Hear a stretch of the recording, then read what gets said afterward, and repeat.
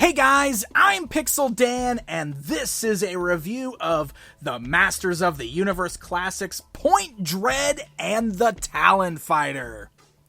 That's right, we are treated to a third vehicle in the Masters of the Universe Classics line, something that I thought would never happen. So let's check it out.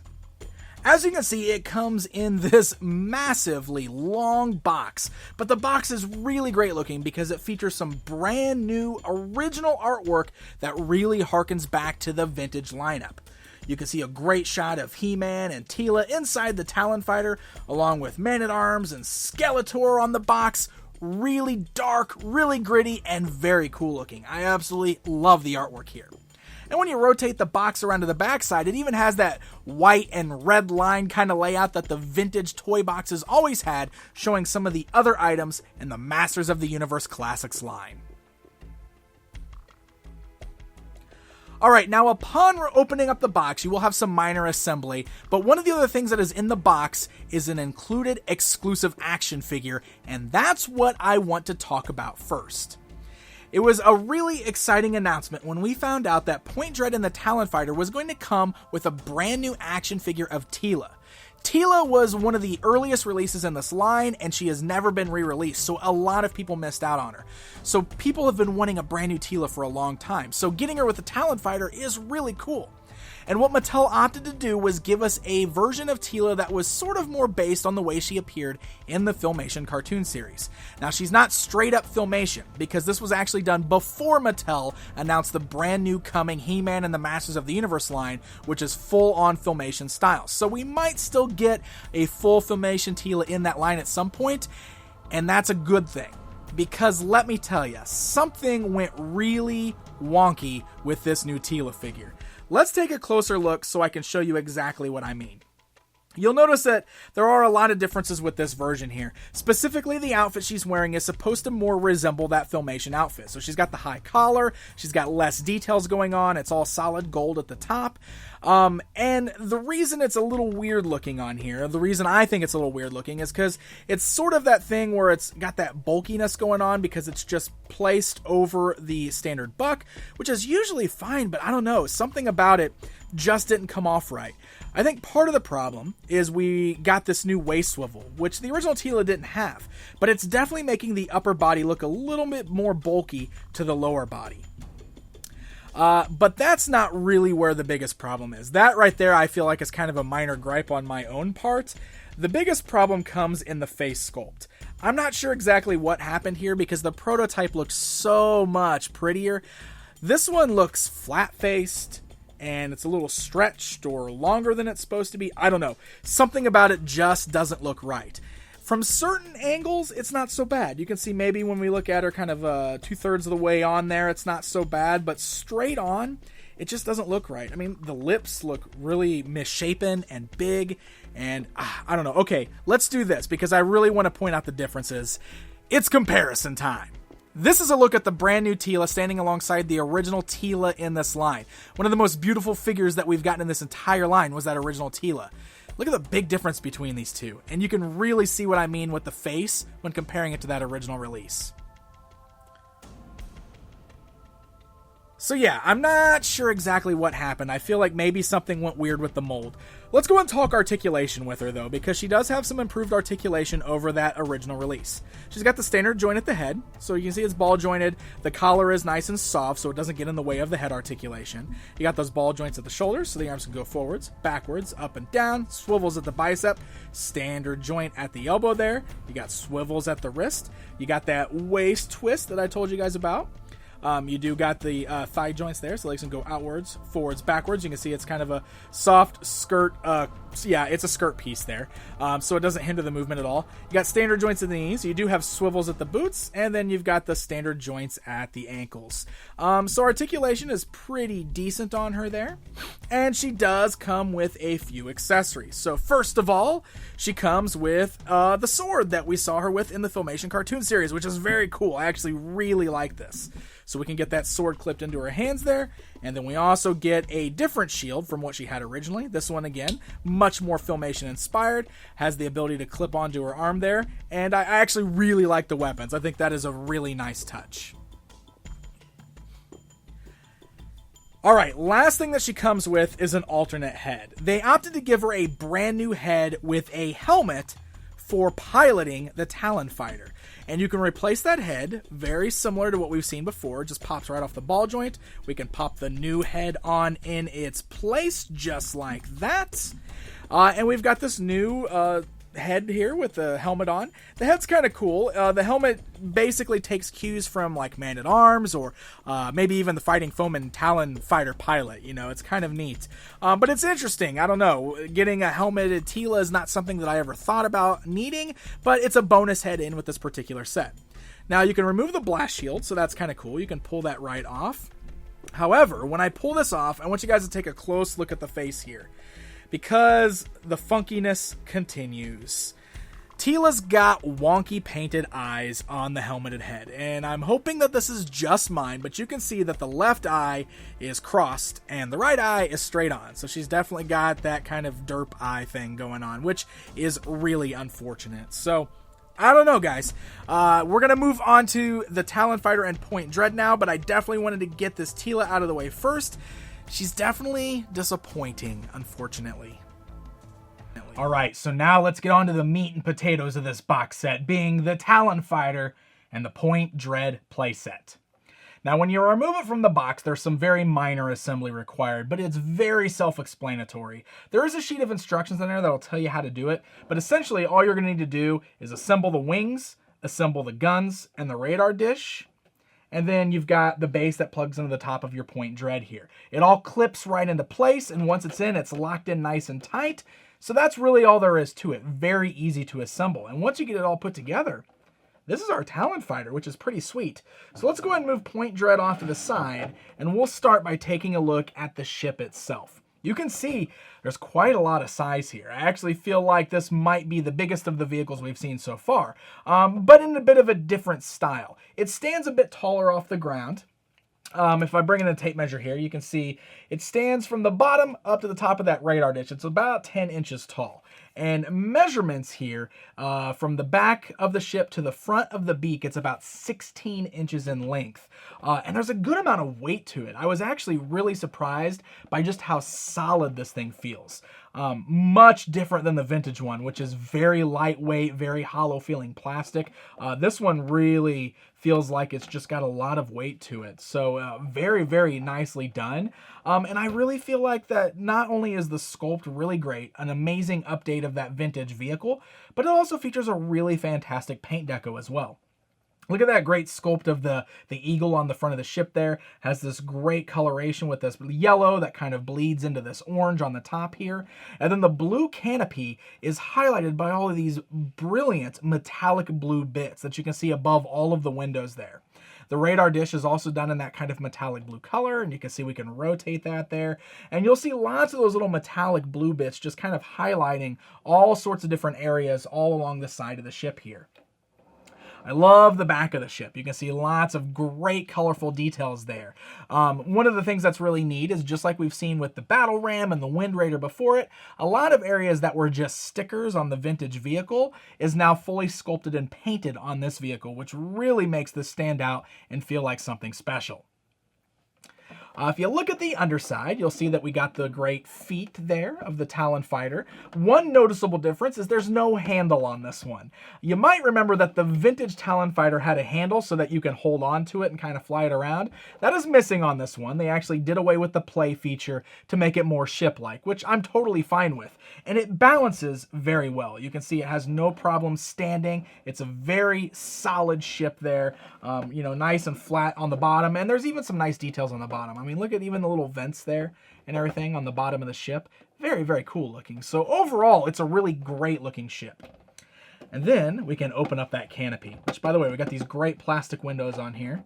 And we can fold this open. It just unclips. You can fold it all the way back, which reveals the inside of the ship. And as you can see, another thing that's different from the original, this is a two-seater. We have 2 seats in here, which means we can fit 2 figures in at a time. How cool is that? That is really great. There's a lot of other great details in here as well. Again, a lot of the areas that might have been just stickers before, we do have fully sculpted and painted pieces this time. You can see these great control panels off to the sides of the ship here. You got this great control panel up here on the front.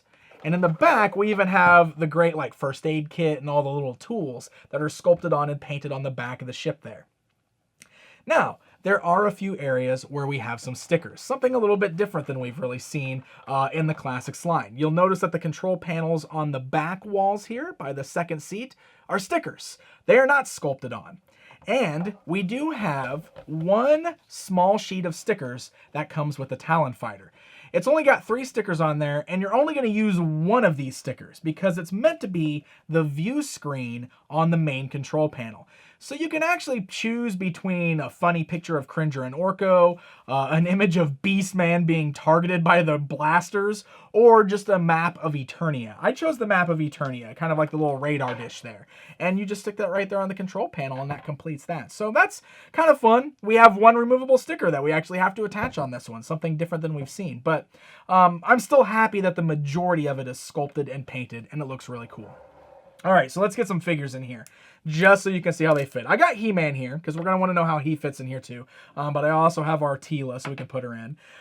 It is worth noting that the back seat, they do fit a little weird. And I think it's just because of the way that they sit. You can see He-Man sits there fine. He's sitting a little awkward, but he sits in there fine. And then, of course, we can also sit him up here at the front controls if we want to. And we got these great handles here that we can grip onto. So we'll get He-Man up there. And then we'll bring Tila in. Let me unarm Tila here because she's going to help fly. There we go. We'll sit her in the back and check it out. 2-seater. We got 2 figures inside. Close the canopy. I also love it because you can perfectly see the figures inside with the canopy shut with those crystal clear plastic windows. Looks very cool.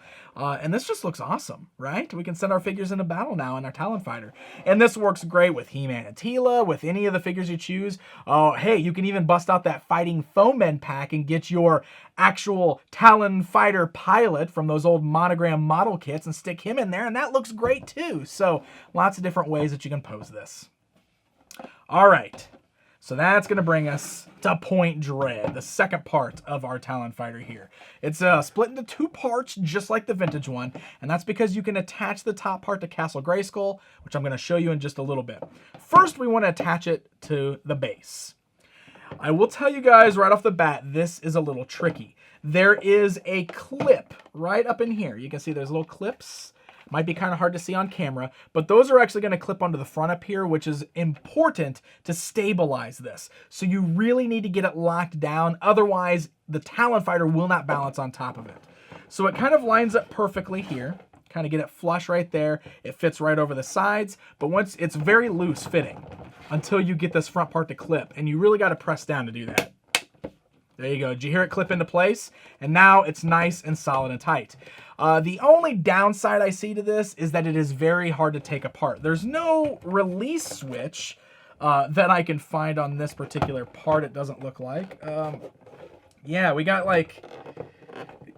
It's tough. This is the part that I always struggle with because you can pull it, but you can see it's really clipped onto this front part up here. And I've been trying to figure out if there's like something that I'm missing, but it seems like you just kind of have to work it and then pull it off. So be careful with that. I'm slightly nervous of breaking it every time I do that. But let's get it locked back on there, nice and tight. We want to make sure that our Talon fighter is going to balance.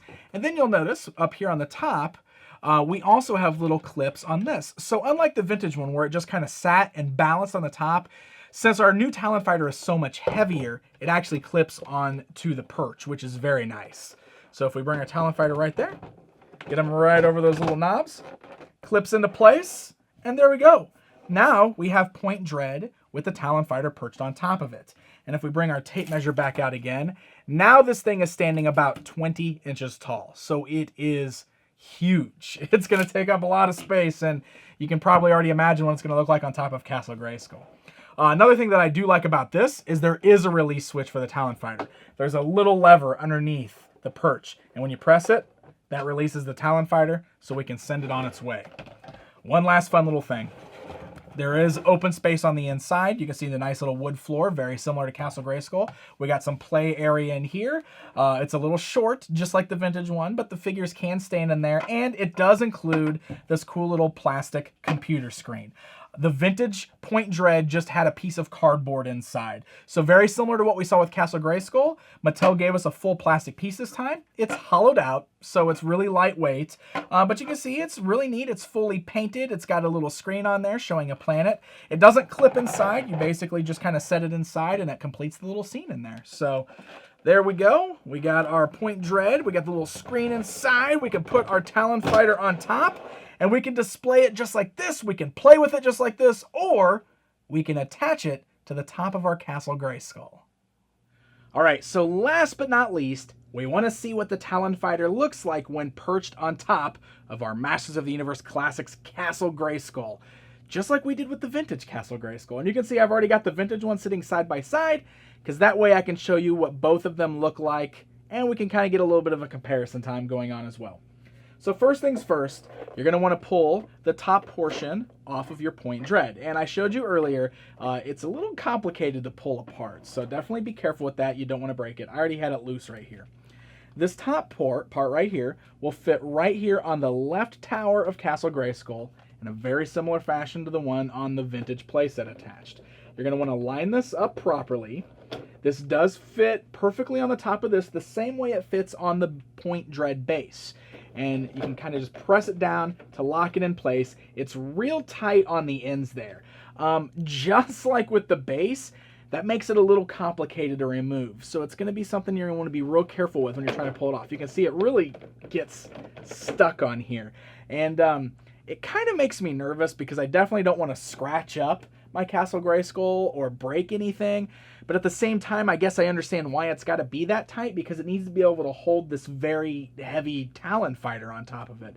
So it's almost one of those things that you probably want to decide beforehand, or maybe, you know, once you try it once, figure out if it's something that you want to keep that way, if that's the way you want to display or not. I would probably try to avoid putting it on and taking it off multiple times over and over, because I have a feeling that eventually you're going to scratch up your Castle Grayskull, or you might even break the little clips on this. So just be very careful. All right, so boom, I attached it back on there, got it locked on nice and tight, and then we can bring in our massive Talon fighter here. You can see how big it is compared to Castle Grayskull. And we just clip it right here on top, and it just clips right in place, just like I showed you guys with Point Dread. And as you can see, it balances perfectly on top of Castle Grayskull. I've got no issues with it. It's holding onto the tower just fine, and it gives you another way that you can display the Talon fighter. You can put it right there on your Castle Grayskull, just like the vintage toy. Now, I think it goes without saying, it's a little big and a little out of place looking. It's really goofy looking, but to be perfectly fair, if we look at our vintage Point Dread and our vintage Talon fighter, I don't really feel like it looks any more goofy than the vintage one did. Personally, I always felt that this looked a little too big for Castle Grayskull. Always looked a little out of place, and I always prefer to display it on the Point Dread base. I will probably do the exact same thing with the Masters of the Universe Classics version. But hey, I think it's cool that it was designed this way. It's great that we can still do the same thing we did with the vintage toy, and maybe some of you guys will like displaying it that way, so that's totally up to you. So there you go, my friends. That is going to wrap up my review of the brand new Talon fighter and Point Dread from the Masters of the Universe Classics line. The vehicle itself, I feel, is really well done. I love it. The size is great. It's a big, bulky, chunky vehicle. I love that it's a two-seater. It's really big compared to things like Castle Grayskull, but I mean, it's a good size for the actual action figures. And when you pose it alongside the other vehicles we got in the line, like the Wind Raider and the Battle Ram, it looks pretty sweet. I personally never thought that we would get one, let alone 3 vehicles in the Classics line, so I'm pretty happy with this. Now, that does have its downsides, specifically the included Tila figure, and I've talked about her plenty in this video already, but I'm kind of bummed out because she should have been the big selling point for this. For folks who really needed to get another Tila and maybe were on the fence about a vehicle, that Tila was supposed to be the thing that kicked you over the edge and made you buy this. Instead, I'm afraid that a lot of people are going to pass on this because that Tila figure just did not turn out good. The original Tila release is one of the most beautiful figures in the line. This new Tila, absolutely one of the ugliest figures in the line. There's just no way to get around it. But the vehicle itself is awesome. I would still recommend this set if you like the vehicle, if you like Point Dread, because those right there are absolutely the best parts of this. If you are okay with the figure itself, or you're fine with just kind of looking past it, the vehicle, I feel, is worth it. So the Talon Fighter and Point Dread goes on sale on MattyCollector.com on November 15th, 2015. It is not part of the subscription, so you're going to have to head over to Matty to pick it up for yourself right there. So happy hunting, my friends, and until next time.